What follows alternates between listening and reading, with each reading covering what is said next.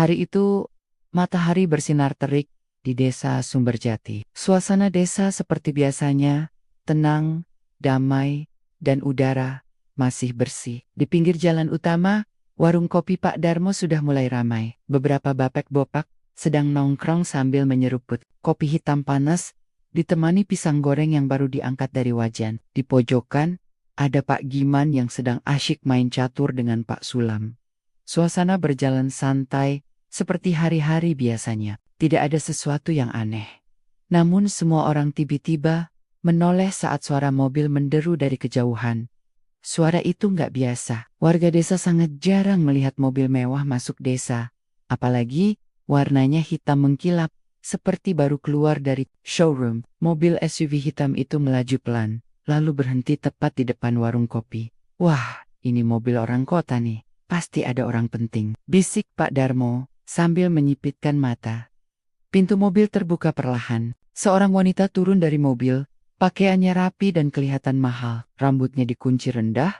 Wajahnya cantik, tapi kelihatan lelah. Dari raut mukanya jelas kalau dia sedang gak baik-baik saja. Keringat menetes di pelipisnya. Meskipun mobilnya pasti pakai AC. Badannya sedikit gemetar dan matanya agak kosong. Permisi, saya boleh minta bantuan? Suara wanita itu terdengar serak dan pelan. Beberapa warga langsung berdiri, termasuk Pak Darmo, yang cepat menghampiri. Ibu, kenapa? Kecelakaan? Atau mobilnya mogok? Tanya Pak Darmo. Wanita itu menggeleng lemah, lalu menopang badannya ke kap. Mobil? Bukan, badan saya nggak enak, pusing, mual, nggak kuat lagi nyetir, katanya sambil menarik napas berat. Warga langsung panik, karena tidak biasa ada tamu dari kota yang datang dalam kondisi seperti itu. Cepetan, bawa kursi, bawa air putih, seru Pak Giman pada anaknya yang sedang main layangan. Suasana di warung kopi berubah jadi ramai. Orang-orang mengerubungi wanita cantik yang makin pucat. Setelah duduk sebentar, wanita itu mulai cerita sedikit. Namanya Karina. Dia seorang pengusaha properti dari kota, ceritanya. Sudah 3 hari belakangan ini badannya lemas, pusing, kadang mual sampai muntah. Dia sudah ke rumah sakit 2 kali, tapi dokter bilang cuma kelelahan. Tapi rasa nggak enak di badannya nggak kunjung hilang, malah makin parah. Hari ini, dia memutuskan pergi ke desa Sumberjati karena katanya ada tanah yang mau dia survei untuk pembangunan villa. Tapi belum sampai tujuan. Badannya malah makin lemas. Saking gak kuat, dia terpaksa berhenti di warung. Warga saling berpandangan. Orang kota mungkin gak tahu, di desa ini sudah biasa ada pengobatan alami tanpa rumah sakit, Bu. Daripada dipaksain ke rumah sakit, mendingan istirahat dulu di desa. Saran Pak Darmo ramah. Tapi, saya gak kenal siapa di sini, Pak, jawab Karina pelan. Pak Giman menyahut, di sini ada Arga, anak muda desa, yang paham pengobatan alami. Biasanya orang sakit, kalau nggak mempan, sama obat dokter jadi obatin Arga. Ragu, wajahnya masih lelah. Sambil mengelus keningnya, dia berpikir sejenak. Biasanya dia nggak gampang percaya sama hal-hal kayak gitu, tapi kondisi badannya memang beneran nggak kuat lagi. Mau nyetir lagi ke kota juga rasanya mustahil. Dia bisa bantu saya. Serius? Nggak perlu rumah sakit, tanya Karina mencoba memastikan. Pak Darmo mengangguk mantap. Coba aja dulu, Bu. Paling nggak bisa istirahat di sana. Udaranya lebih adem, nggak ada bising-bising jalan kayak di kota. Karina akhirnya mengangguk pelan. Daripada maksa balik ke kota yang bisa-bisa malah pingsan di jalan, lebih baik coba istirahat di desa. Sebentar. Lagi pula, dia hanya perlu waktu untuk memulihkan tenaga. Baiklah, saya ikut saja. Tolong, antar saya ke rumah Mas Arga, ujarnya pelan, tanpa pikir panjang. Pak Darmo memanggil anak muda desa untuk membantu membawa barang bawaan Karina dari mobil. Ada 1 koper kecil dan 1 tas kerja. Beberapa ibu-ibu ikut membantu. Sementara, anak-anak desa cuma bisa mengintip dari kejauhan sambil bisik-bisik. Siapa tuh? Cantik banget ya. Perjalanan dari warung ke rumah Arga tidak jauh. Cuma sekitar 200 meter melewati kebun pisang dan sawah yang masih hijau. Angin berhembus pelan, udara segar menerpa wajah Karina. Entah kenapa, Dia mulai merasa sedikit ringan. Mungkin karena sudah berhenti dari perjalanan panjang. Atau mungkin karena udara desa yang memang jauh lebih nyaman daripada kota. Sesampainya di rumah Arga, pemuda itu sedang sibuk menyiram tanaman herbal di belakang rumah. Dia pakai kaos oblong dan celana pendek, tampak sederhana, tapi bersih. Kulitnya kecoklatan karena sering kena matahari. Enggak, ada tamu dari kota nih. Badannya enggak enak, pusing katanya. Tolong dibantu, sapa Pak Darmo Arga mendekot. Matanya menatap Karina dengan sopan. Silakan masuk, Mbak. Kalau cuma pusing dan mual, insya Allah bisa saya bantu, katanya sambil mengajak Karina masuk ke rumahnya yang sederhana, tapi bersih. Karina terdiam sesaat. Biasa dilayani dokter dengan jas putih, sekarang malah diantar ke rumah pemuda desa yang bahkan gak pakai sandal. Rasanya agak aneh, tapi entah kenapa hatinya terasa tenang. Terima kasih ya Mas, saya cuma mau istirahat sebentar, ucap Karina pelan sambil mengikuti Arga masuk. Di teras rumahnya, Arga sudah menyiapkan kursi santai. Sementara itu, Pak Hace Darmo pamit, nanti saya bawakan makan siang ya Mbak Karina. Istirahat dulu aja. Karina mengangguk sopan. Arga hanya tersenyum tipis sambil mengambil air jahe hangat buat Karina. Hari itu jadi hari yang tidak biasa. Pagi, Karina. Dia nggak pernah menyangka sebuah desa kecil bisa membuatnya merasa lebih nyaman daripada apartemen mewahnya di kota. Sedangkan bagi warga Sumberjati, kedatangan bos cantik dari kota jadi bahan obrolan seru sepanjang sore itu. Karina duduk di teras rumah Arga, sambil memegang gelas air jahe hangat yang baru saja diberikan oleh pemuda desa itu. Rasanya hangat dan sedikit pedas di tenggorokan. Tapi anehnya, badan Karina terasa sedikit lebih rileks. Dia menatap sekeliling rumah Arga yang sederhana. Lantainya masih tegel polos, dinding rumah terbuat dari papan kayu yang dicat rapi. Di depan rumah ada deretan pot tanaman kecil, mulai dari tanaman obat sampai bunga warna-warni. Sementara itu, Arga duduk di kursi kayu sambil memperhatikan Karina dengan tenang. Tidak ada rasa grogi, tidak ada rasa minder, sikapnya biasa saja, seperti sedang ngobrol dengan tetangga sendiri. Gimana rasanya Mbak? Masih pusing? Tanya Arga santai. Karina menghela napas pelan. Masih agak lemes sih, tapi udah gak sepanik tadi. Arga mengangguk pelan. Bagus, biasanya kalau orang udah bisa tenang, separuh penyakitnya hilang. Karina mengernyitkan dahi. Saya sudah 3 hari pusing Mas. Udah ke rumah sakit 2 kali, dikasih vitamin, obat mual, tetep nggak membaik. Arga tersenyum tipis. Kadang bukan obatnya yang kurang manjur, tapi tubuhnya yang nggak diajak istirahat. Karina teh jiang. Ada benarnya juga. Selama seminggu terakhir, dia hampir nggak punya waktu istirahat. Pagi sampai malam sibuk kerja, rapat, ketemu klien, kejar proyek properti yang katanya bakal jadi terbesar di kotanya. Arga berdiri, berjalan ke dapur yang hanya dipisahkan oleh sekat kayu sederhana. Tidak lama, dia keluar membawa kain basah dan beberapa daun rempah yang baru dipetik dari belakang rumah.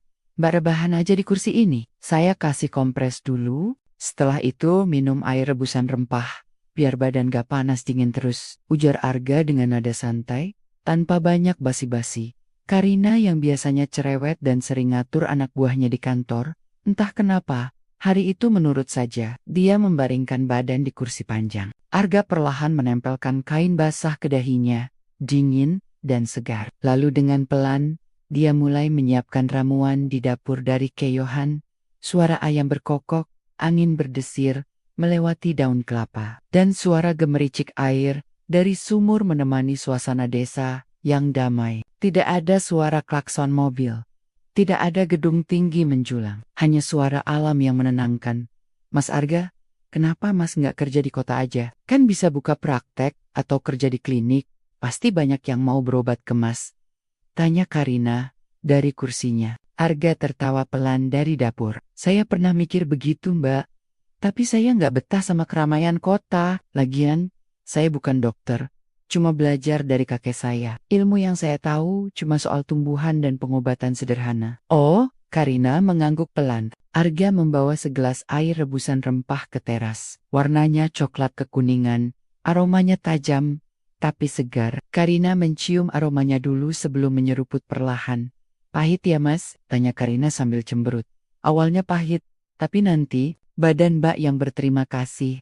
Jawab Arga sambil tersenyum lebar. Karina terpaksa menghabiskan ramuan itu. Tidak enak memang, tapi setelah 2-3 teguk, tubuhnya terasa lebih hangat. Tidak lagi dingin seperti tadi pagi. Pusingnya perlahan lehen mulai mereda. Ada rasa nyaman yang sulit dijelaskan.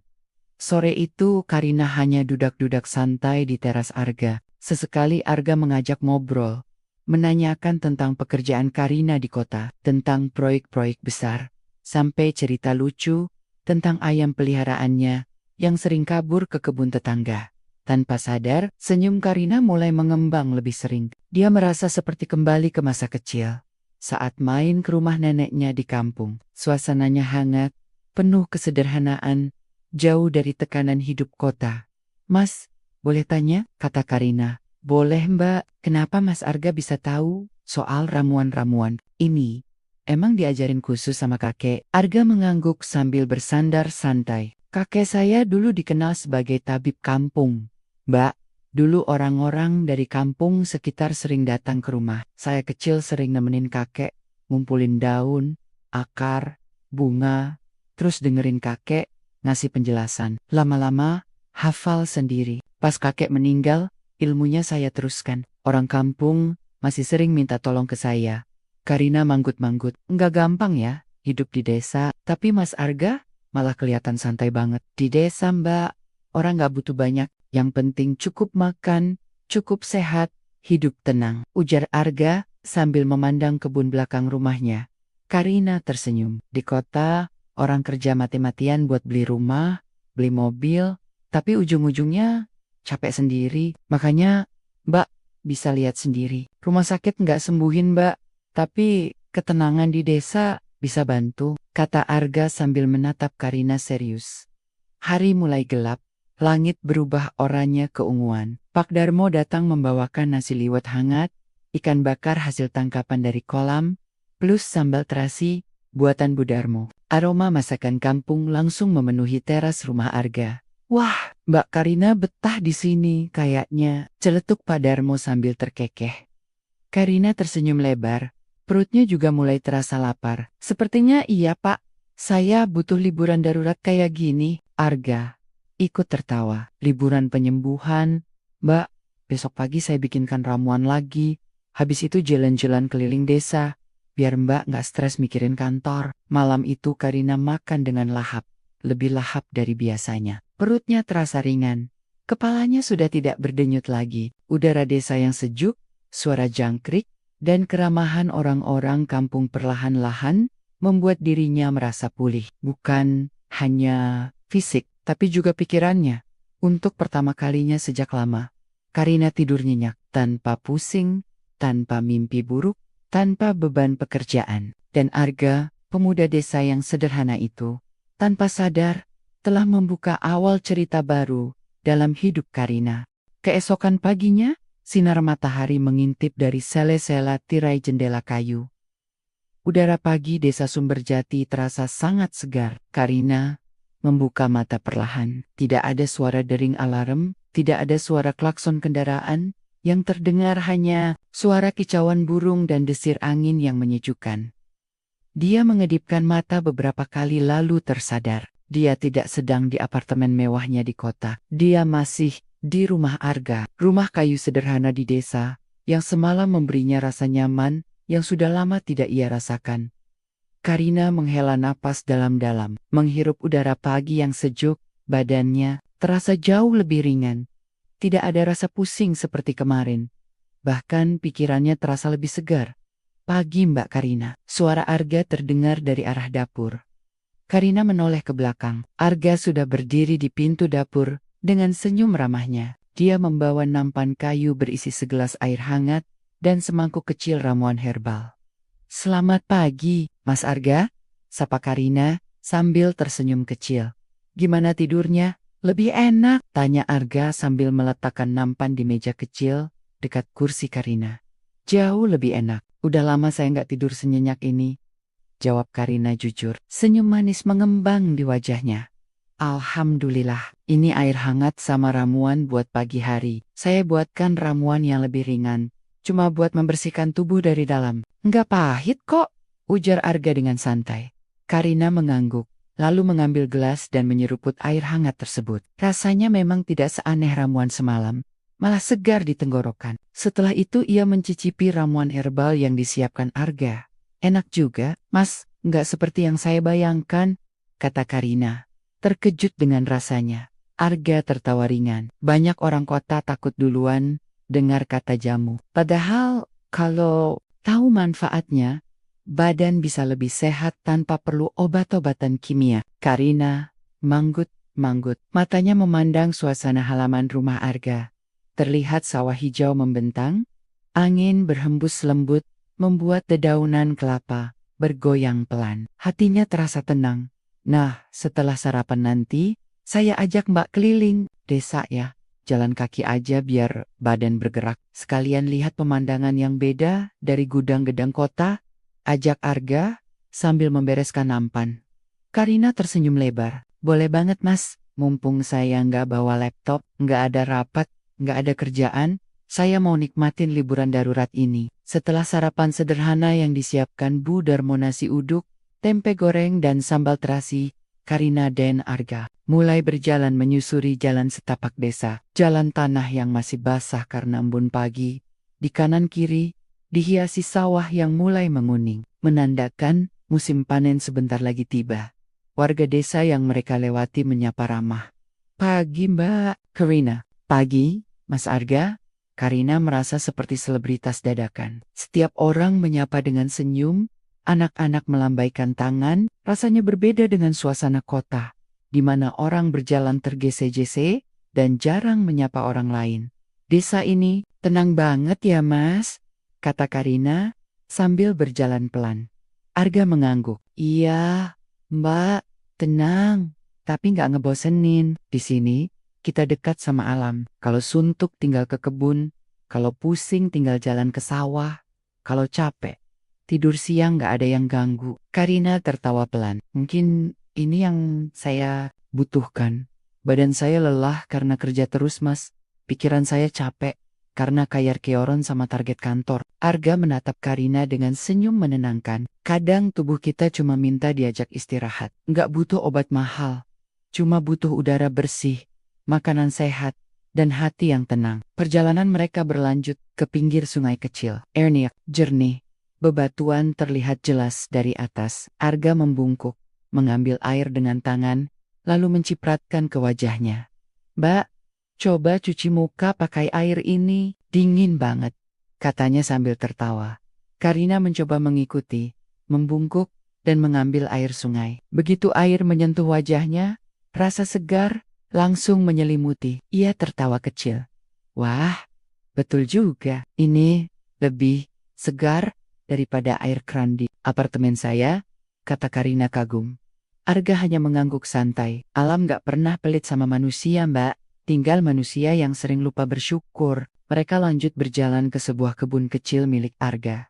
Ada berbagai tanaman rempah, daun herbal, dan beberapa sayuran segar. Ini kebun saya Mbak, semua ramuan yang saya buat dari sini, tanpa pestisida, tanpa pupuk kimia, semuanya alami, jelas Arga. Karina tampak terpukau, memegang beberapa daun sambil mencium aromanya. Ia kagum betapa orang desa hidup lebih dekat dengan alam. Tidak bergantung sepenuhnya pada obat-obatan pabrik, seperti dirinya di kota, sambil memetik beberapa daun. Arga berkata pelan. Nggak ada yang salah dengan kemajuan kota, Mbak. Tapi kadang manusia lupa bahwa tubuhnya juga butuh keseimbangan. Nggak bisa terus-terusan dipaksa kerja. Gak bisa terus-terusan dikasih beban. Karina menghela napas panjang, memandang sawah dan sungai di kejauhan. Mungkin selama ini saya cuma lari dari satu target ke target lain, tapi gak pernah dengerin tubuh saya sendiri, ujarnya lirih. Arga mengangguk pelan, lalu tersenyum. Mungkin itu sebabnya Mbak nyasar ke desa ini. Karena tubuh Mbak udah teriak minta berhenti sebentar. Hari itu berjalan begitu santai. Karina benar-benar merasakan kedamaian yang belum pernah ia temui selama bertahun-tahun. Badannya terasa ringan, Pikirannya lebih jernih. Tanpa sadar, senyum tidak pernah lepas dari wajahnya sepanjang hari itu. Saat mereka kembali ke rumah Arga menjelang sore, Karina berkata sambil tertawa, "Ternyata tanpa laptop, tanpa internet, saya masih bisa bahagia ya Mas." Arga, dengan senyum hangat. Kadang, yang sederhana itu yang bikin kita utuh kembali. Dan di sanalah, di sebuah desa kecil yang jauh dari hiruk-pikuk kota, Karina mulai menemukan dirinya kembali. Perjalanan penyembuhan yang sederhana, namun ternyata sangat berarti. Sore itu, setelah mandi dengan air sumur yang dingin dan menyegarkan, Karina duduk kembali di teras rumah Arga. Ia menatap langit yang perlahan berubah jingga, menyaksikan burung-burung kembali ke sarangnya. Udara semakin sejuk, membuat suasana semakin damai. Arga muncul dari dapur sambil membawa 2 cangkir teh rempah hangat. "Sore-sore paling enak minum ini Mbak. Nggak ada kafe mahal di sini. Tapi saya yakin rasanya nggak kalah," ucap Arga santai sambil menyodorkan 1 cangkir ke Karina. Karina tersenyum tulus. "Setuju Mas, hari ini saya benar-benar merasa bebas." "Bebas dari apa?" tanya Arga sambil ikut duduk di kursi kayu di samping Karina.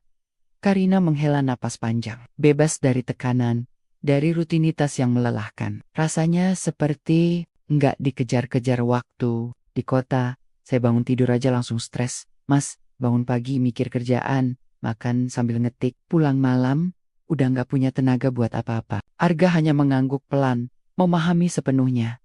"Di sini, saya baru sadar, hidup itu nggak harus terburu-buru," lanjut Karina. Arga tersenyum. "Makanya banyak orang yang kalau udah ngerasain hidup di desa, jadi males balik ke kota." Karina tertawa kecil. "Mas Arga kayaknya betah banget ya di desa, nggak pernah kepikiran ke kota sama sekali?" Arga menggeleng pelan. "Saya pernah ke kota Mbak, waktu nganterin saudara ke rumah sakit. Tapi saya malah pusing lihat jalanan macet. Orang pada buru-buru, semuanya sibuk sendiri. Rasanya bukan dunia saya." Karina menatap wajah Arga yang polos dan penuh ketulusan. Ia mulai sadar, mungkin justru Arga yang memiliki hidup yang lebih seimbang, sederhana, tenang, dan sehat. Malam mulai tiba, lampu minyak dinyalakan. Desa Sumberjati memang belum sepenuhnya memakai listrik PLN, tapi justru itulah yang membuat suasananya terasa hangat. Karina ikut membantu Bu Darmo menyiapkan makan malam di dapur. Sesuatu yang sangat jarang ia lakukan di kota. Malam itu, mereka makan bersama di balai bambu depan rumah. Makan sambil ngobrol ringan, bercanda, dan menikmati angin malam yang sepoi-sepoi. Tidak ada notifikasi ponsel. Tidak ada panggilan kantor. Hanya kebersamaan yang sederhana. Setelah makan, Arga duduk bersandar sambil menatap langit malam yang penuh bintang. Karina ikut duduk di sebelahnya, ikut menengadah. "Langitnya bersih banget Mas. Di kota saya jarang banget lihat bintang kayak gini," ucap Karina kagum.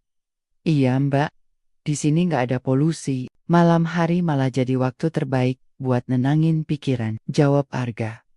Mereka terdiam sejenak, menikmati heningnya malam. Hanya suara jangkrik dan desir angin yang terdengar. Tanpa mereka sadari, obrolan sederhana berubah menjadi percakapan yang lebih dalam. "Mas Arga," ucap Karina pelan, "saya jadi mikir, kenapa ya selama ini saya kerja keras sampai nggak punya waktu buat diri sendiri?" "Karena mungkin Mbak Karina lupa sama diri sendiri," jawab Arga lembut. Karina menunduk, mengusap lengan dengan pelan. "Iya, saya kejar-kejaran sama ambisi, sama target. Saya pikir kalau saya punya jabatan tinggi, rumah mewah, mobil bagus, saya bakal bahagia. Tapi kenyataannya, makin saya dapat itu semua, makin berat beban yang saya rasain." Arga menatap Karina yang wajahnya terlihat lelah meski sudah mulai pulih. "Bahagia itu kadang nggak selalu datang dari apa yang kita punya, Mbak, tapi dari gimana kita menjalani hidupnya," ujar Arga bijak. Karina menarik napas panjang, mengangguk pelan. Malam itu, untuk pertama kalinya, ia merasa hatinya jauh lebih ringan. Rasanya seperti ada beban besar yang perlahan lepas dari pundaknya. "Mas, saya nggak tahu kenapa, tapi saya merasa seperti nemu tempat buat pulang," ujar Karina pelan. Suaranya hampir seperti bisikan. Arga tersenyum tipis. Kadang tubuh kita capek, Mbak, tapi jiwa kita yang paling butuh istirahat. Malam semakin larut. Mereka mengobrol sampai suara jangkrik mulai mereda dan langit gelap semakin pekat. Karina pamit masuk rumah lebih dulu. Arga mengantar sampai pintu kayu rumahnya. Besok pagi kita ke kebun lagi ya, Mbak. Saya ajarin bikin ramuan sendiri, kata Arga. Karina tersenyum lebar. Boleh, Mas? Sepertinya saya mulai suka hidup ala desa. Arga membalas senyum itu, lalu melangkah ke balai bambu untuk tidur di dalam kamar sederhana itu. Karina merebahkan tubuhnya, menatap lenggit-lenggit rumah kayu yang terasa lebih hangat daripada kamar mewahnya di apartemen. Ia menutup mata dengan perasaan yang belum pernah ia rasakan selama bertahan-tahan, rasa damai, dan malam itu, untuk kedua kalinya, Karina tertidur lelap dengan hati yang ringan dan pikiran yang tenang. Pagi datang dengan hangatnya sinar mentari yang masuk melalui celah dinding kayu. Udara pagi membawa aroma rumput basah dan tanah yang masih segar oleh embun. Karina terbangun dengan senyum tipis, tubuhnya terasa lebih segar dibanding hari-hari sebelumnya. Ia melirik keluar jendela, suasana desa mulai hidup. Beberapa warga sudah berjalan membawa cangkul ke sawah. Anak-anak kecil berlarian sambil membawa ember kecil menuju sungai. Dunia yang sederhana, tapi penuh senyuman. Tak lama kemudian terdengar suara Arga memanggil dari dapur. Mbak Karina, udah bangun? Yuk, sarapan dulu. Habis itu, kita ke kebun. Karina bangkit dari tempat tidur, mengganti pakaian dengan baju longgar yang lebih nyaman. Ia melangkah ke dapur, di mana Bu Darmo sudah menyiapkan sepiring nasi jagung, sayur bayam, dan tempe goreng. Mbak Karina sarapan dulu ya, ucap Bu Darmo ramah. Terima kasih, Bu. Masakannya selalu enak, balas Karina sambil duduk di kursi kayu. Tak butuh waktu lama, Karina dan Arga sudah melangkah keluar rumah, menuju kebun kecil milik Arga. Jalanan setapak yang mereka lalui dipenuhi semak belukar dan pepohonan rindang. Dari kejauhan, terlihat deretan tanaman hijau berjajar rapi.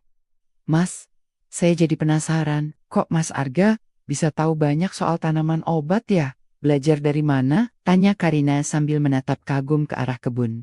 Arga tersenyum. Dulu Om, bapak saya sering ngajarin, waktu kecil saya diajak keliling hutan, diajarin nama-nama tanaman dan manfaatnya. Dari situ saya belajar terus. Kadang baca buku, kadang tanya ke orang tua di desa yang masih paham ilmu lama. Karina manggut-manggut. Saya baru sadar, ternyata ilmu seperti ini penting banget. Di kota, saya cuma tahu kalau sakit ya langsung ke dokter atau minum obat dari apotek. Tapi Mas Arga bisa bikin ramuan sendiri. Arga berjalan ke salah satu sudut kebun dan menunjuk ke arah tanaman hijau dengan daun rimbun. Nah, ini namanya daun meniran, Mbak. Bagus banget buat imun tubuh. Kalau badan sering lelah, kayak Mbak Karina kemarin, ini bisa bantu pulihkan stamina. Jelas Arga. Oh iya, jadi Mas Arga kemarin bikin ramuan pakai ini juga ya? Tanya Karina penasaran. Iya, salah satunya. Ada juga daun sambiloto, kunyit, jahe, dan beberapa bahan lain. Tapi racikannya harus pas, biar nggak pahit banget, dan tetap berkhasiat. Jelas Arga, sambil memetik beberapa daun. Karina ikut membantu. Memetik daun-daun yang sudah ditunjukkan Arga. Mereka berjalan keliling kebun. Sesekali Arga menjelaskan manfaat setiap tanaman, mulai dari yang bisa mengatasi pegal-pegal, meningkatkan energi, sampai yang bisa bikin tidur lebih nyenyak. Mata Karina berbinar-binar, seperti menemukan dunia baru yang selama ini tidak pernah ia perhatikan. Mas, saya JD McKeer. Selama ini saya kerja mati mission, ngejar target. Tapi saya bahkan gak ngerti cara merawat tubuh saya sendiri. Rasanya malu juga, ucap Karina sambil tertawa kecil. Arga ikut tersenyum. Nggak ada yang salah, Mbak. Kita cuman hidup di lingkungan yang beda. Tapi sekarang Mbak Karina sudah tahu kan, kalau tubuh kita itu butuh dirawat, nggak cuma dipaksa kerja terus. Selesai memetik berbagai daun dan rempah, mereka kembali ke rumah. Di dapur, Arga mengajarkan Karina cara mencuci, mengiris, dan merebus bahan-bahan menjadi ramuan sehat. Prosesnya sederhana, tapi butuh ketelitian. Ini namanya godokan. Direbus sampai airnya berkurang setengah. baru diminum hangat-hangat, kata Arga, sambil menunjukkan warna air rebusan yang mulai berubah coklat keemasan. Karina mencium aromanya. Terasa wangi segar, dengan sedikit aroma rempah yang menenangkan. Ia mencicipi sedikit dengan sendok kecil, lalu tersenyum puas. Enak juga ternyata, ucap Karina senang. Arga tersenyum bangga. Mbak Karina cepat belajar. Kalau lama di sini, bisa jadi ahli jamu juga. Mereka tertawa bersama. Hari itu Karina merasa bukan hanya tubuhnya yang disegarkan, tapi juga pikirannya. Ia merasa belajar sesuatu yang selama ini tidak pernah ia sadari pentingnya menjelang siang. Arga mengajak Karina membantu di kebun sayur milik tetangga yang bersebelahan dengan Ramap. Mereka menanam bibit bayam dan kangkung sambil bercengkerama dengan beberapa ibu-ibu desa. Karina senang bisa berbaur tanpa harus merasa berbeda, meskipun ia berasal dari kota besar. Sore harinya, saat mereka beristirahat di teras rumah, Karina berkata pelan, "Mas, saya nggak tahu ya, kapan terakhir kali saya merasa sesantai ini. Biasanya saya selalu berpacu sama waktu sibuk banget sama kerjaan, tapi 2 hari di sini, saya merasa hidup saya lebih bernyawa." Arga mengangguk. Badan Mbak Karina memang butuh istirahat, tapi hati Mbak juga butuh waktu buat tenang. Di kota itu mungkin gak gampang, tapi setidaknya sekarang Mbak tahu kalau istirahat juga bagian dari hidup. Karina tersenyum lebar. Dalam hatinya ia mulai berpikir tentang hidupnya di kota, tentang bagaimana ia bisa lebih menghargai waktu, lebih mendengarkan tubuhnya sendiri, dan tidak melulu mengejar ambisi yang membuatnya lelah.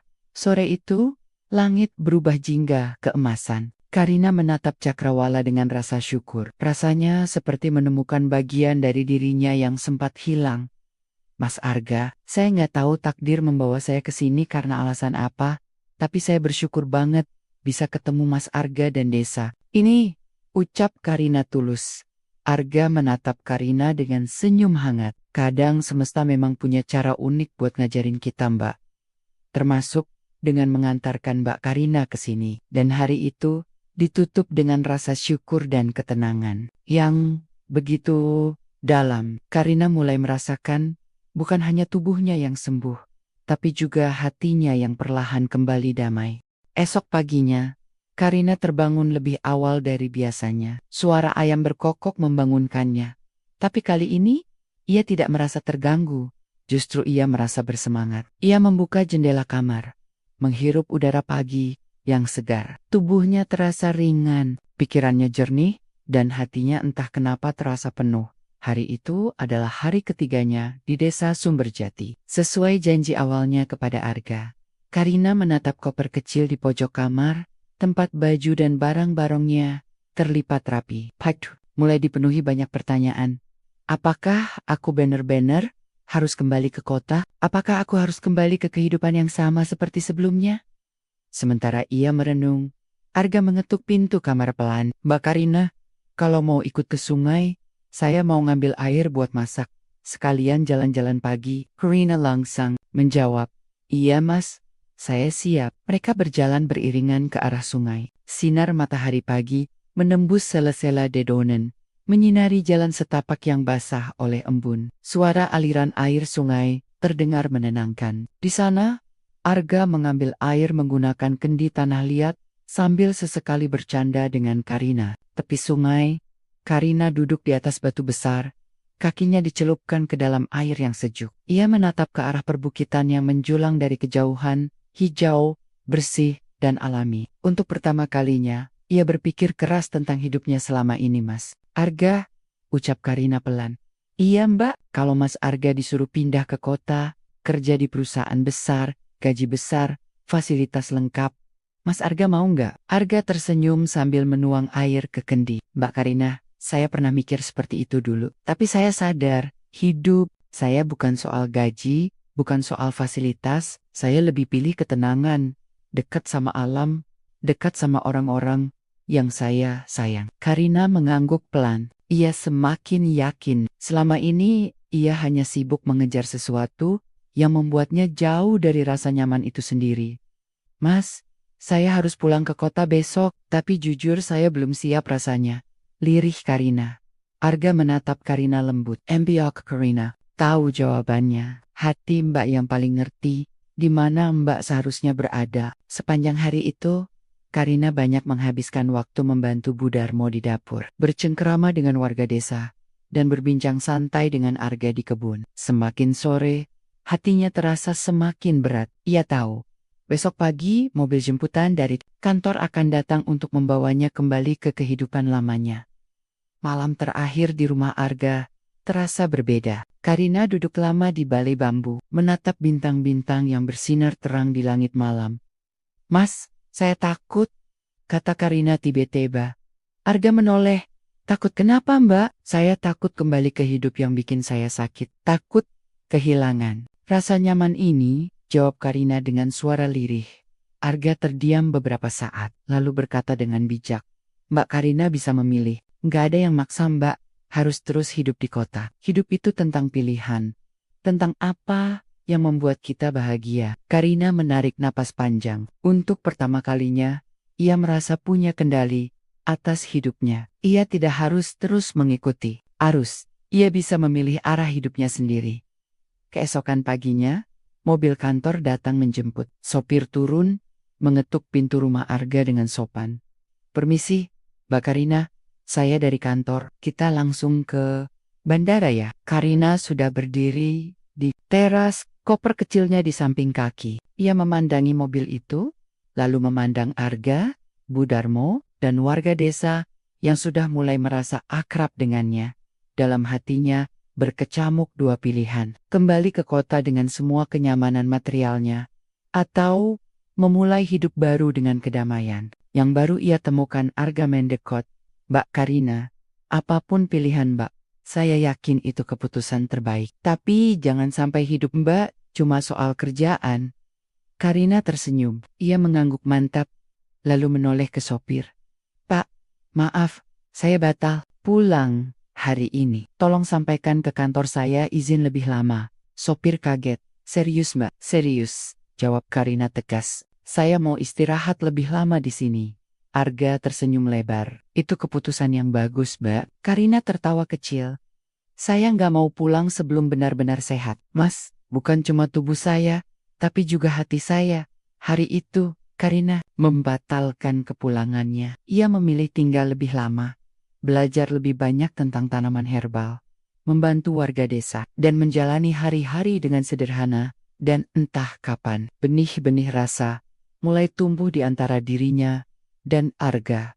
Mereka tidak membicarakannya, tapi senyum mereka saling memahami. Karina tahu, mungkin takdir mempertemukannya dengan Arga bukan sekadar untuk menyembuhkan tubuhnya, tapi juga menyembuhkan hatinya.